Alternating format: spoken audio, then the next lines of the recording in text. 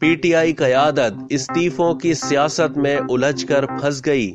P T I کی قیادت قومی اسمبلی کی رکنیت کے استعفوں کی سیاست میں الجھ گئی ہے اور استعفی کارڈ کھیل کر پھنس گئی ہے۔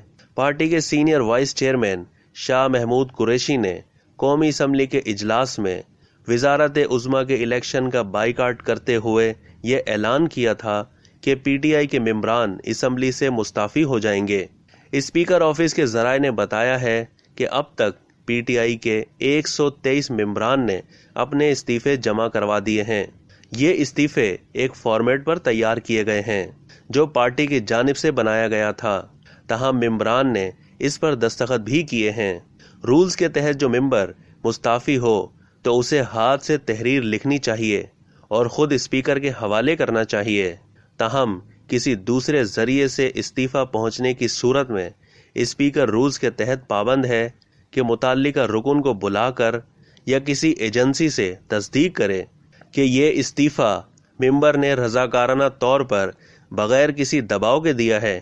اب تک کے لیے اتنا ہی۔ مزید معلومات کے لیے ڈیلی جنگ کے یوٹیوب چینل کو سبسکرائب کرنا نہ بھولیے اور فیس بک کے پیج کو بھی لائک کرنا نہ بھولیے۔